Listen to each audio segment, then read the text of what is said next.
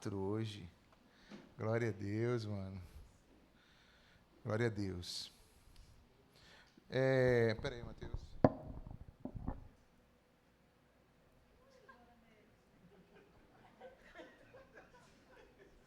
Foi?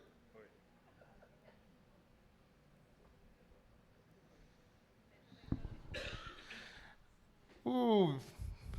Temos a nossa imagem? Nós estamos, desde a semana passada, falando sobre um tema que é a mente de Cristo. Vou explicar para vocês sobre por que a mente de Cristo. A gente vai estar falando, desde a semana passada, hoje, mais 1 ou 2 semanas talvez, sobre como Cristo tinha saúde mental, psicológica, emocional. E o que é que a gente pode aprender com Cristo? Porque pense no seguinte, Cristo veio, a gente viu semana passada, Cristo veio em carne, amém? Quantos creem? Cristo passou por todos os tipos de tentação, amém? Ele passou por provações muito maiores do que qualquer um de nós venha passar na nossa vida. Ele passou por muito mais. Então, o que Jesus tinha, enquanto homem, de estrutura na vida dele, que fazia com que, mesmo diante de todas esses desafios que ele tinha, ele conseguisse ter uma saúde emocional, uma saúde mental, psicológica. Desde a semana passada, e volto a frisar hoje, nós sabemos que o problema da saúde mental, psicológica, ele não pode ser levado de forma muito simplória, vamos dizer assim. A gente sabe que existem muitos fatores, como, por exemplo, fatores que são até mesmo orgânicos, físicos, má formação, desestruturas, coisas hormonais, e uma série de coisas que podem contribuir para isso. E óbvio que eu não vou aqui entrar nesse mérito da questão. O que a gente tem pregado aqui esses dias e quer pregar é porque, de uma forma muito... eu vou usar esse termo na minha responsabilidade, de forma muito exagerada, tudo hoje está virando diagnóstico de problema de saúde mental. Tudo que a pessoa sente, imediatamente, hoje se você tem alguma coisa que você está sentindo ou passando e vai procurar, certamente as pessoas que estão lá vão entender assim, eu preciso trazer algum diagnóstico para isso aí. Dificilmente alguém vai dizer, você não tem nada. E isso é preocupante. Como é um problema, ou como são problemas que não são tão fáceis de você... eles não são tão palpáveis, às vezes, como um problema físico, como uma ferida física, que você está vendo ela. Uma ferida emocional, você não consegue enxergar ela com a mesma precisão. Então, isso você entra num campo muito subjetivo. E eu não quero debater nem tirar as competências de pessoas que trabalham nessa área, mas o meu desafio desde a semana passada é que você abra o teu coração, porque o mesmo Jesus que cura o corpo, ele também é capaz de curar a alma das pessoas, o espírito. O problema de saúde física, Jesus cura. O problema de saúde espiritual e emocional, Jesus cura também. Ele age também. Então, é dentro dessa perspectiva que eu quero convidar você a meditar conosco na palavra do Senhor. Amém? E hoje, dentro desse tema, mente de Cristo, a gente vai falar sobre o amor do Pai é a base. Fala aí. O amor do Pai é a base. Cada um de nós, irmãos, foi projetado por Deus de uma forma. E quando Deus nos fez em amor. Então, nós somos pessoas que foram feitas para sermos amadas. Quando Ele nos criou, uma das coisas que estavam dentro da relação do homem com Deus foi o seu grande amor por nós. E isso era percebido pelo homem de forma muito perfeita. Porque existia uma conexão profunda com o Pai. Quando o pecado chegou e o homem cai no pecado, essa ruptura da relação com Deus, esse distanciamento, faz também o homem entrar em crise e num tipo de relacionamento com Deus complicado. Quando o homem caiu e a mulher caiu, imediatamente, o que eles fizeram? Eles foram se esconder, porque eles tiveram o quê? Medo. Eles tiveram medo. Antes, eles estavam na relação com Deus e não tinham o quê? Medo. Mas depois eles passaram a ter uma relação com Deus fundamentada no medo. E, infelizmente, esse modelo de relação fundamentada no medo faz com que a gente fuja, se afaste de Deus, ou, no mínimo, dos problemas que a gente cultiva uma religiosidade meio corrompida, distorcida, porque, às vezes, até a forma como a gente cultiva a relação com Deus hoje ainda é uma relação, muitas vezes, fundamentada no medo. Há quem seja crente e que viva uma relação com Deus fundamentada no medo. E nunca foi esse o desejo do Senhor. Às vezes a pessoa confunde medo com temor. Temor é uma coisa, medo é outra. O temor, ele é uma reverência, ele é um respeito. É aquele entendimento que você pode usar a palavra medo, mas não nesse outro sentido, mas é aquele entendimento que você tem, como Jesus mesmo falou, vocês não deveriam temer os homens. Porque os homens não têm poder de fazer nada com você, a não ser tirar a sua vida carnal. Mas o Pai, esse que vocês deveriam temer, é aquele que tem o poder de, além de extinguir o corpo, também extinguir a alma, também matar a alma. Só que esse Deus que tem esse poder de fazer isso, ele deseja que todo homem se salve.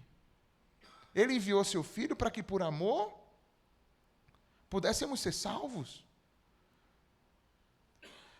Então, quando você foi criado dessa forma e você demanda isso, essa demanda por amor que todos nós temos, ela vai ser de alguma maneira expressa. E aí o que é que acontece? Nem todos nós vamos, na nossa experiência de vida, acabar encontrando esse amor. Às vezes no contexto familiar. Às vezes o amor que a gente encontra, por mais que a nossa família seja estruturada, e diga-se de passagem, uma família estruturada já é uma coisa rara de se encontrar, e mesmo dentro de uma família estruturada, ainda assim você está lidando com uma família estruturada que é composta de pessoas que são o quê? Falhas. Então, nenhuma delas vai conseguir, de fato, oferecer para você um amor perfeito. Porque esse amor perfeito, somente quem? Deus vai poder lhe oferecer. Mas existem contextos que são tão problemáticos e, às vezes, as lacunas são tão grandes com relação a esse amor dentro do nosso trajeto de vida, que, às vezes, a gente chega na idade adulta e essas lacunas, elas se apresentam. Essas brechas se apresentam em forma de inseguranças e tantas coisas ruins que vêm sobre nós. Quando você vai ver, conversa com pessoas, eu tenho a oportunidade de aconselhar pessoas, a gente conversa com tanta gente, e quando você conversa, você vê que muitas vezes, relacionado com todos os problemas que a pessoa está passando e como ela está se sentindo, tem desestruturas enormes nessa questão do amor mais básico na vida da pessoa. E o que eu quero te dizer é que, por mais que tenha te faltado isso na tua trajetória, eu quero te dizer que esse amor está aqui nessa noite. O amor do Pai está presente aqui, Ele está presente nesse lugar. E Ele tem poder de restaurar e suprir. Agora você precisa abrir teu coração e dizer, é verdade, eu preciso disso. Eu preciso ser restaurado nessa questão do amor. Uma vez que isso está ajustado, as outras coisas se ajustam. Jesus, Ele conhecia esse amor do Pai por Ele. O texto que nós vamos ler agora da Palavra de Deus revela isso. Abra sua Bíblia, por favor, em Lucas, capítulo 3.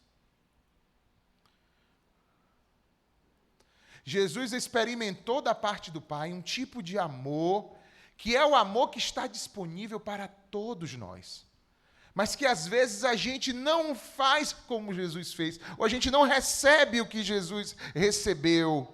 A gente não abre o coração para receber. E eu quero te pedir, abra teu coração para receber o amor de Deus sobre a tua vida nessa noite. Abra o teu coração para que o Espírito Santo ministre ao teu coração nessa noite. Abriram aí Lucas capítulo 3.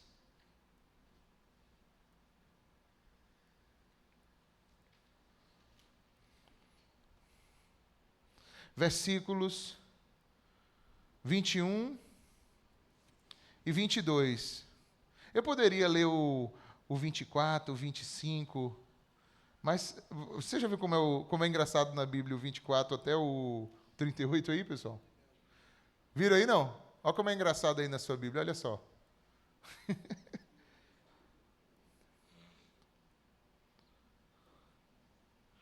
Vamos ler o 21 e o 22. Quem sabe um outro dia a gente lê essa genealogia toda. Mas para você entender, o texto que a gente vai ler vai falar de algo, e aí é uma genealogia que fala sobre o pai natural de Jesus, José, entre aspas, porque a gente sabe que ele era um pai adotivo, né, de Jesus, e vai falar de toda a linhagem de José até Adão, até o primeiro homem, gente. Isso é o chamado uma genealogia, ok?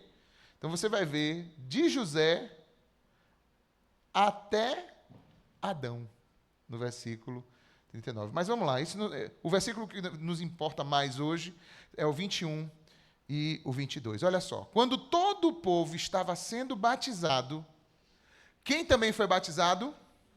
Você já foi batizado, batizada?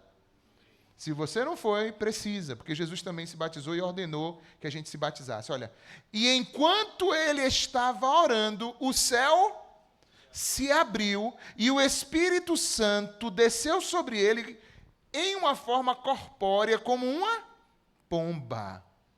Então veio do céu uma voz que dizia: Tu és o meu filho amado, e em ti me agrado.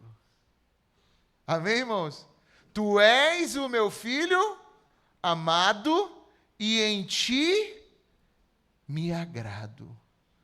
Veja só, o Pai, no momento importantíssimo na vida de Jesus, ou seja, antes dele começar o seu ministério, o Pai rompe os céus e brada uma frase: Você é o meu filho amado e eu, o quê? Tenho prazer em você, eu estou satisfeito com você. Que coisa maravilhosa! Se você pega esse mesmo texto em Mateus, você vai ver que logo em seguida, esse mesmo texto está registrado no Evangelho de Mateus também, logo em seguida o Espírito de Deus conduz Jesus para onde? Para o deserto, para ser tentado pelo diabo. Então veja, Deus sabe que para que a gente encare quaisquer tentações em quaisquer níveis, nós precisamos de uma coisa antes, que é essa convicção a respeito de quê? Do amor do Pai sobre nós. Amém ou não? Você tem certeza do amor do Pai por você? Você tem certeza mesmo? Ou é fácil arrancar essa convicção de você? Ou as circunstâncias facilmente arrancam essa convicção de você? Entenda, uma das razões pelas quais, talvez a razão mais básica, por isso que eu falo, o título da nossa mensagem é A Base é o Amor do Pai. Talvez a base mais forte que tinha na estrutura de Jesus enquanto homem emocional, no pensamento, dentro do psicológico dele, era uma convicção profunda do amor do Pai por ele. E isso nos arranca de muitos e muitos problemas. Deus podia ter dito, aberto os céus, né? E ter dito assim: Eu sou Deus, o Todo-Poderoso. cheio de glória e de majestade. Ele poderia fazer isso, não poderia? Ele estaria mentindo? Não. Mas havia um motivo para ele romper os céus ali. E são poucas as vezes que você vai ver ele rompendo os céus para falar. E da outra vez, uma outra vez que ele rompe, que é na transfiguração, ele diz a mesma coisa. Esse é meu filho, em quem eu tenho prazer. E ainda ele diz assim, ó, ouçam a ele. O Pai rompe os céus. Quantos aqui são pais? Levanta sua mão bem alto. Você sabia que você precisa romper os teus céus e abrir a tua boca e declarar sobre a vida dos teus filhos? Sim ou não? Quantos aqui são mães? Levanta alto tua mão. Você sabia que você precisa abrir a tua boca dos teus céus e declarar sobre a vida dos seus filhos? Isso é muito, muito importante. Mas eu quero, na mensagem de hoje, eu quero pregar 3 elementos que estão nessa pequena frase, que dão a gente um entendimento sobre essa questão do amor de Deus sobre nós e como isso é importante para a nossa estrutura psicológica, a nossa saúde mental. Amém, pessoal? Vocês estão comigo? Então, primeiro, ele diz que ele é um filho que amado. Então, tem a própria estrutura do amor. E esse amor do Pai, ele é um amor desinteressado. Ele é um amor que parte dele, porque ele é amor. Uma das coisas que nos destrói emocionalmente, psicologicamente, é esse entendimento de que todo amor que existe é uma troca de interesses. A gente pensa assim muitas vezes. Mas deixa eu te dizer, o amor real, mais basal de todos, é como o apóstolo Paulo, Senhor, ninguém te deu primeiro para ser recompensado. Dele, por ele, para ele são todas as coisas. Se você abrir a sua Bíblia, aí na primeira carta de João, vá lá, por favor. Primeira carta de João, capítulo 4.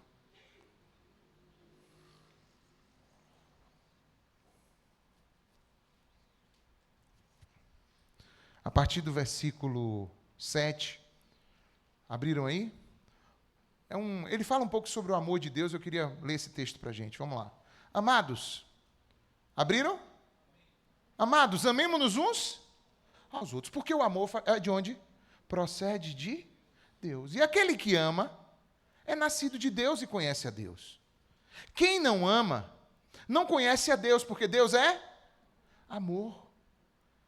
E foi assim que Deus manifestou seu amor entre nós. Como? Ele enviou o seu Filho unigênito ao mundo para que pudéssemos viver por meio dele. Nisso consiste o amor. Não em que nós tenhamos amado a Deus. Veja só. Então, ninguém deu nada a Deus antes.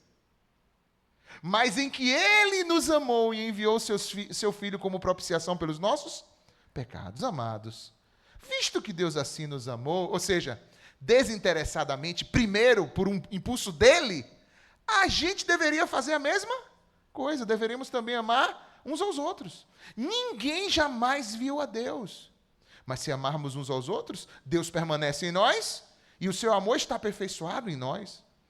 E sabemos que permanecemos nele e ele em nós, porque ele nos deu o seu Espírito. E vimos e testemunhamos que o Pai enviou seu Filho para ser o Salvador do mundo.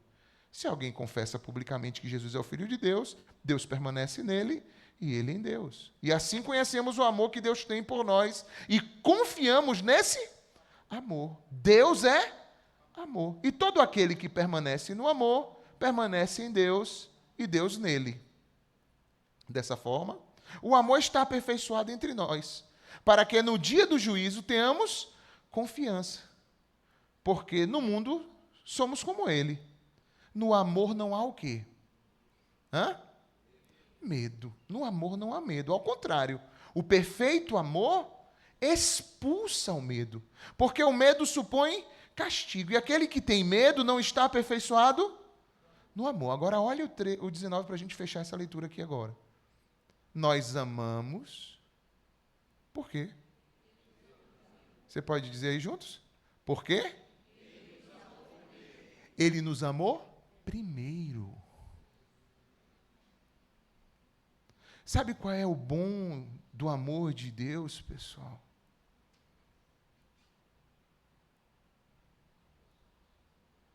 É que o amor de Deus é no início. É no princípio de tudo. Ele não é depois. O amor de Deus, presta atenção nisso. O amor de Deus, ele é antes de nós, antes da nossa movimentação, antes do que a gente possa oferecer, antes da nossa performance, antes da nossa obediência, antes do nosso temor, antes da nossa reverência, antes da nossa entrega. O amor de Deus vem antes. Quantos podem dar um glória a Deus por isso? O amor de Deus não depende de você. Isso precisa te dar um espaço de descanso nele, psicológico, emocional, no teu coração. Isso precisa afastar o medo da tua relação, inclusive com Deus. Porque a gente é tão bichado. Gente, a gente é muito bichado. A gente é tão bichado que até a nossa devoção pode se tornar doentia por uma falta de interpretação de coisas. Porque, por exemplo, se você... Quantos aqui leem a Bíblia todos os dias? Ok, pronto. Isso pode ser bom ou ruim para você. Ai, Alex, então quer dizer que pode ser ruim se eu ler a Bíblia todo dia? Pode. Com que espírito você está lendo? Você está lendo para ser amado ou você está lendo porque foi amado? Você precisa se responder isso. Você busca ler a palavra porque você tem o entendimento que foi amado e que a tua relação com Ele aprofunda à medida do que você lê e você deseja isso, ou você lê porque você está procurando dele algum tipo de aprovação, de que ele diga assim, poxa, tu leu a Bíblia hoje, vou fazer um negocinho por tu hoje. Esse não é o modelo de relação que Deus quer que a gente constitua. Quanta gente, por sua devoção a Deus, se torna uma pessoa completamente descabida, doida da cabeça, desorientada. Por quê? Porque o tempo todo, tudo que faz, cada coisa que move, é sempre se cobrando de uma coisa. E não por uma oferta santa, entrega voluntária de si. Você entendeu como é que a devoção e até a vida religiosa ela pode se tornar um mal? Há muitas pessoas assim, que elas não entendem esse amor que foi primeiro, que é primeiro. Esse amor que nos liberta, que coloca um selo em você, antes de você ser o que você precisaria ser. É aquele selo, é aquela coisa que quando você se achega para ele, ele diz, vem cá, meu filho. E você diz, como assim, filho? Olha como é que eu sou. Não, eu estou te declarando, meu filho. Pela minha declaração, você é. Aí, a partir disso, o Espírito Santo vem para dentro de você, porque nós não somos filhos gerados da carne. Nós somos filhos gerados do Espírito. Nós somos gerados da vontade do Pai. Então, quando você o recebe esse amor, e você se achega para ele, ele lhe acolhe como filho, ele declara você como filho. Olha, você é meu filho amado, eu te amo. Mas olha como eu sou, não importa, eu te amo. Eu te amo. Eu te amo e vou gritar para todo mundo ouvir. Você precisa entender isso. Larga as tuas armas, larga o teu medo. O Senhor te ama e Ele já provou isso, que enviou seu Filho na cruz para morrer em nosso lugar. Ele já provou isso e deu seu Filho enquanto nós ainda éramos o quê? Pecadores, afastados dEle. Ele nos amou primeiro. Aleluia. Esse amor sela você e te dá uma qualificação que é um transtorno no mundo espiritual para todos os demônios, porque quando você se torna filho, Alex, mas eu não sou filho como Jesus é.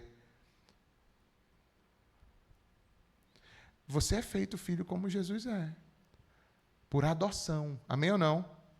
Vocês sabiam que o filho adotivo, ele tem o mesmo direito do filho natural? Sabiam disso, pessoal? Na lei humana? Então pronto. Imagine a lei de Deus. Imagine para Deus.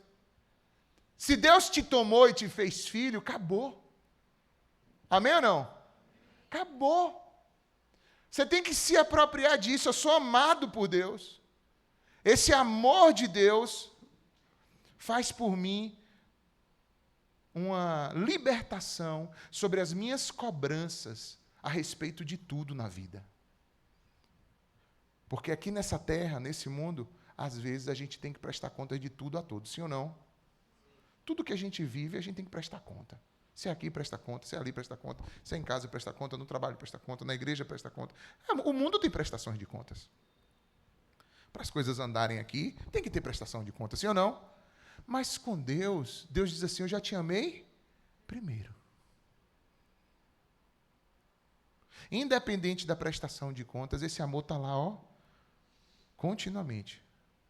O seu amor dura para sempre.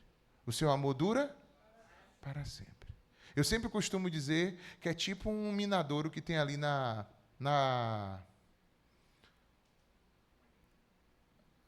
continuação aqui da João Duval, na Ayrton Senna, tem um minadouro ali. Independente de ter alguém lá embaixo ou não, da água, ele está lá derramando. Sim ou não? Existem flores lindíssimas, árvores, frutos, animais lindíssimos, em lugares que o homem nunca viu. E talvez que nunca venha a ver. Mas eles estão lá, e tudo isso é uma expressão desse amor de Deus que dura para sempre. E que por mais que o homem tente prejudicar de um jeito, de outro, viver de um jeito, afastar, negligenciar, fugir, esse amor está lá. Amém ou não? Nunca deixe o inimigo te enrolar e te enganar, porque não vai ter um dia sequer que esse amor não estará disponível para você. Nunca. O amor de Deus está sempre disponível para todos. Amém ou não? Então, o amor do Pai é a primeira coisa que tem nessa frase. Ele disse, tu és o meu filho amado. Tu és o meu filho, o quê? Amado. Eu sempre tive problema, meus pais nunca me disseram que amaram. É realmente uma falha. Mas hoje Deus está dizendo para você, eu te amo, meu filho, eu te amo, minha filha. Amém ou não? Lá em casa as pessoas têm dificuldade de dizer que ama. Se você tem dificuldade, diga. Abra mais a tua boca, declare. Sai dos teus céus, rompe os teus céus também e fala, declara o teu amor. Amém? Maridos e esposas, às vezes o céu está de bronze também. Declara o teu amor. Às vezes o outro nem quer retribuir. Eu te amo. Não sei não.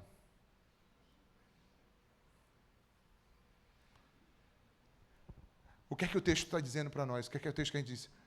Assim como ele amou de si mesmo e liberou isso, você, fundamentado nesse amor, também libera amor para quem está perto de você. Amém ou não? Se desvencilha. Não seja, sabe o quê? Talvez você está se prejudicando, está se acabando toda. Por quê? Já sofreu com falta de amor e agora você está se tornando alguém assim. Você não precisa disso não, pô. Você pode viver uma vida diferente. Porque o amor de Deus está disponível para você. Quantos creem? O amor de Deus está disponível para você. E você pode viver nesse amor e se confiar nesse amor. Aleluia. Por mais que tuas referências estejam distorcidas, danificadas, problemáticas, Ele te dá um amor perfeito hoje disponível por intermédio do seu Filho Jesus. Então creia e receba em nome de Jesus. Segundo, Ele não diz apenas amado, Ele diz também, tu és o meu filho. Então o amor de Deus tem a ver com a nossa identidade. Meu irmão, você pode ser qualquer coisa.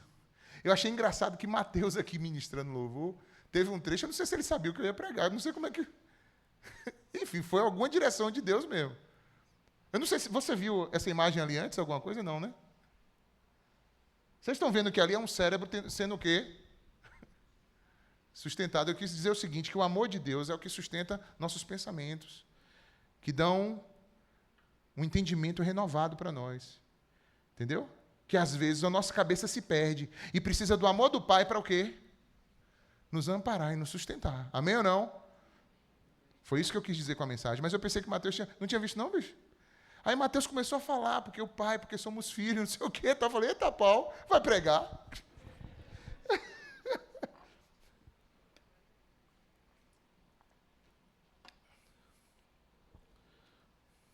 Então, o segundo ponto. Primeiro é o quê? Que Ele nos ama. Segundo, Ele disse para Jesus, tu és o meu filho. Tu és o meu filho. Você pode ser qualquer coisa. Meu irmão, minha irmã. Você pode ter muitos adjetivos, mas você não pode perder esse base. Você é o quê? Olha, eu sou primeiro filho de Deus. Aí agora você pode... Segue a sequência. Primeiro de tudo, eu sou o quê? Filho de Deus. Se eu sou filho de Deus, eu sou herdeiro de Deus e co-herdeiro de Cristo. Amém ou não? Quantos aqui sabem que são filhos de Deus? Como é que a gente sabe que é filho de Deus, Alex? Quando você já recebeu a Jesus como Senhor e Salvador da sua vida. Abre em João capítulo 1. O Pai quer te adotar. Se você aqui não foi adotado ainda, o Pai quer fazer isso com você. Basta que você receba o Senhor. Olha o que diz João capítulo 1. Versículos 11, 12 e 13. Diz assim, João capítulo 11, 12 e 13. Veio para o que era o seu, mas os seus não o receberam. Contudo, aos que o receberam quem aí, gente? A Jesus. A saber, os que creram no seu nome. Deu-lhes o direito de se tornarem filhos de Deus.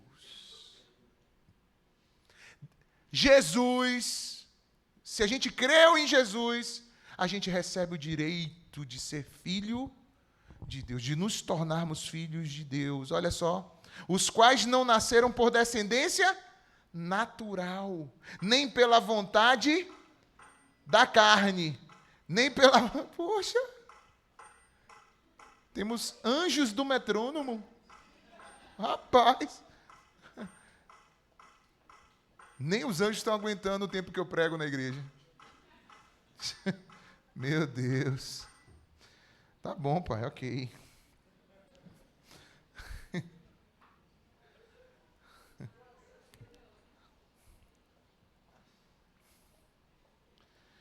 Que não nasceram de descendência natural,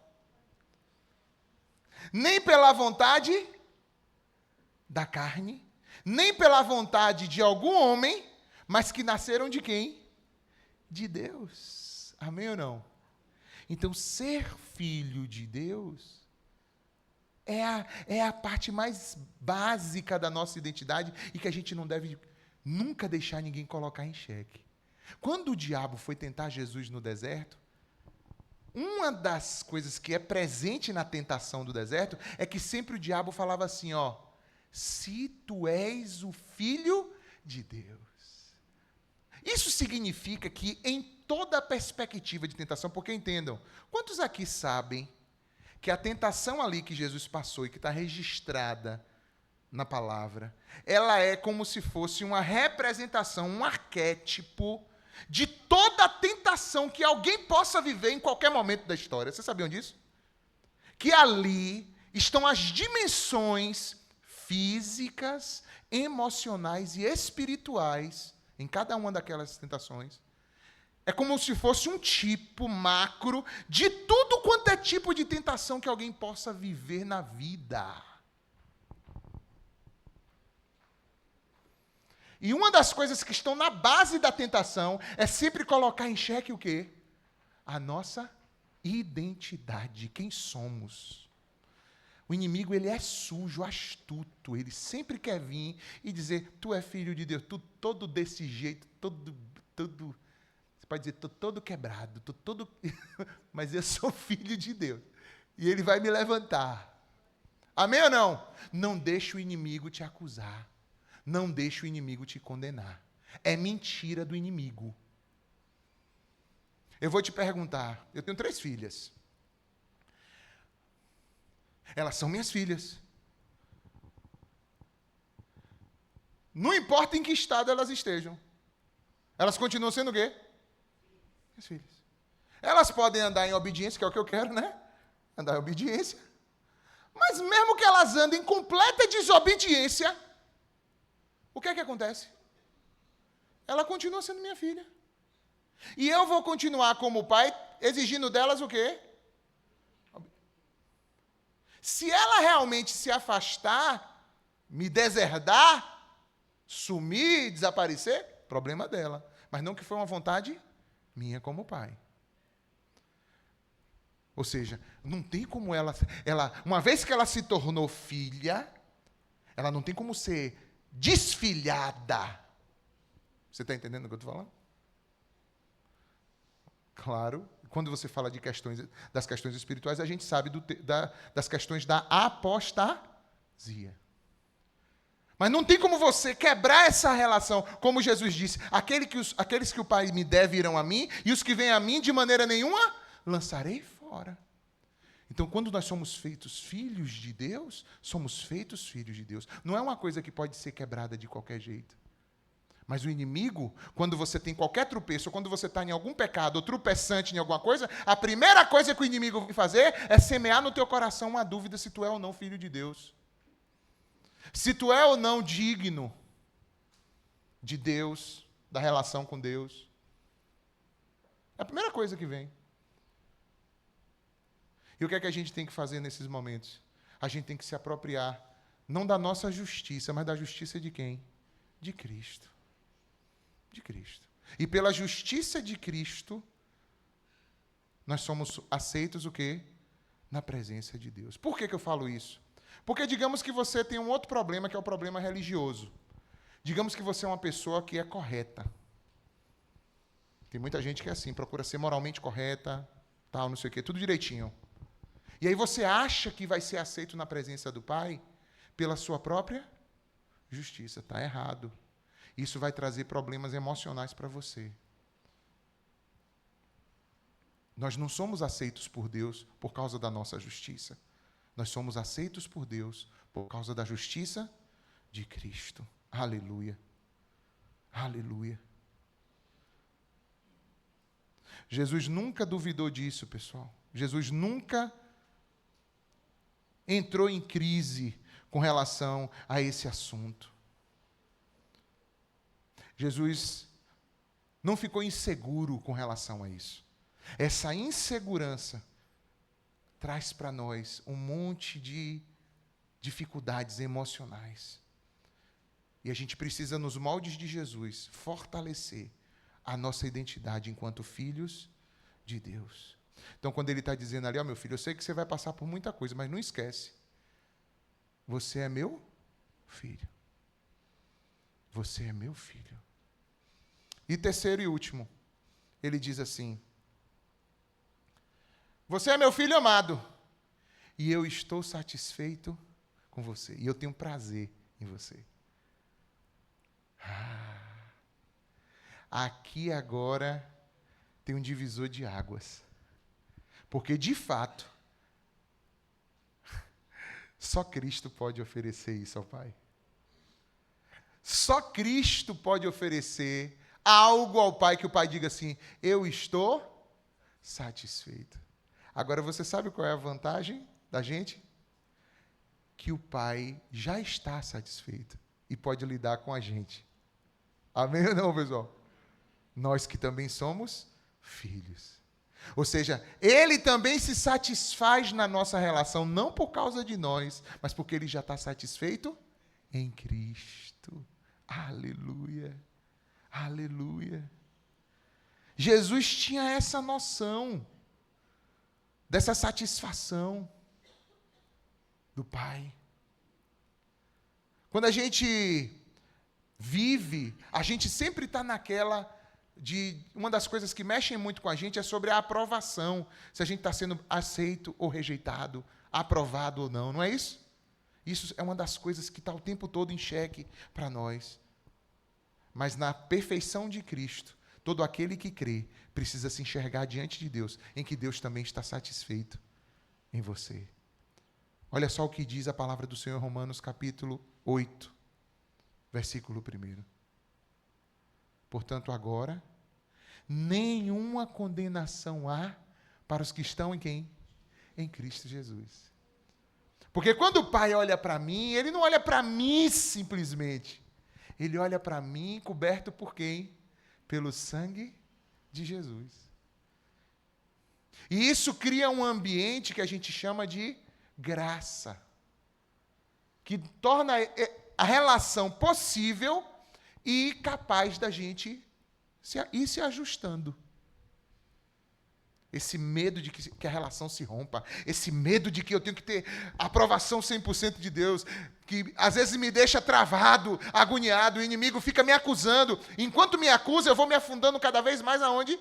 No pecado. Quanto mais eu vou me sentindo rejeitado, ele quer que eu me sinta assim, o inimigo, mais eu me afundo aonde? No pecado. Quanto mais você tem a noção de que, independente do seu estado, Deus está dizendo assim, tu é o meu filho amado, e eu tenho prazer.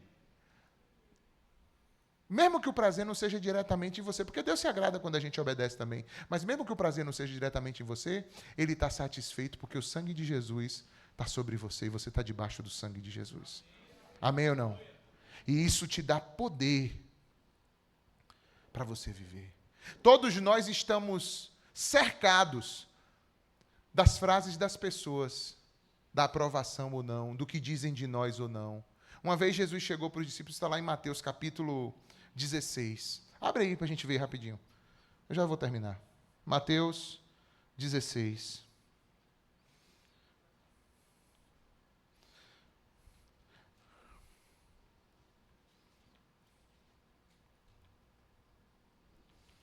Você não precisa passar a sua vida tentando ganhar a aprovação de Deus para nada, pessoal. Você pode dar um glória a Deus por isso? A aprovação de Deus, ela te é dada gratuitamente por causa dos méritos de Jesus. E quando você se sente livre, aí você vai ver que um monte de cadeias que estão prendendo o teu pensamento, os teus sentimentos, elas vão se derretendo na presença do amor e da afirmação do Pai, dessa voz que brada e diz, você é meu filho amado e eu estou satisfeito em você. Amém? Mas Pai, olha para mim. Sabe o filho pródigo que chega todo sujo, imundo, arrependido, todo quebrado, e o pai não esperou ele tomar banho para dar um cheiro no cangote. Tem muita gente que pensa que o pai só vai dar o cheiro no cangote depois que toma banho. A parábola não mostra isso. A parábola diz que quando a gente se apresenta diante dele, mesmo que a gente se olhe como apenas um jornaleiro, um servo, ele diz, você é meu filho. E do jeito que tu tá podre, ele te dá um cheiro no cangote. Depois ele diz, vai lá tomar um banho, troca de roupa, bota o anel, vamos seguir? Amém ou não, pessoal? Você pode dar glória a Deus por isso? Amém ou não? Esse é o nosso Deus. Não vamos deixar o inimigo empenar nossa mente, pessoal. Tudo que o diabo quer é te paralisar, te deixar arruinado, com mentiras. Porque a verdade é que Tu é filho amado e amada do Senhor. Amém ou não? Fale para a pessoa que está perto. Não gosto muito de ficar fazendo isso, não. Mas fale para a pessoa que está perto de você. Você é um filho amado, uma filha amada do Senhor. Você é um filho amado do Senhor. Abriram aí? Olha o que aconteceu. Chegando Jesus à região de Cesareia de Filipe, perguntou a um dos seus discípulos: o que os outros dizem que o Filho do Homem é? Isso é Jesus, presta atenção, Jesus procurando ver o que as pessoas pensavam dele, não é isso, pessoal? Olha que interessante, ó. O que o pessoal aí, o geralzão, fala o que de mim? Aí eles disseram assim: alguns dizem que você é João Batista, uma reencarnação. Outros que você é Elias. E ainda alguns outros dizem que você é Jeremias. Ou um dos profetas. Aí ele agora sai do geralzão e diz: e vocês que estão nesse circuito mais o quê? Íntimo, mais próximo, vocês dizem o quê? Aí Pedro respondeu: tu és o Cristo, o Filho do Deus vivo. Ele usou exatamente a base da identidade de Jesus. E Jesus chega para ele e fala assim: olha só. Respondeu Jesus: feliz é você, Simão. Falou assim: rapaz, tu foi na lata. Olha só. Porque isto não foi revelado a você, nem por carne ou sangue, mas por meu Pai que está nos céus. Então, para Jesus, qual é o elemento base da identidade dele? Eu sou filho. Eu sou filho amado de Deus. Amém ou não, meu irmão? Então, no reino de Deus, o amor de Deus é dado primeiro, sim ou não?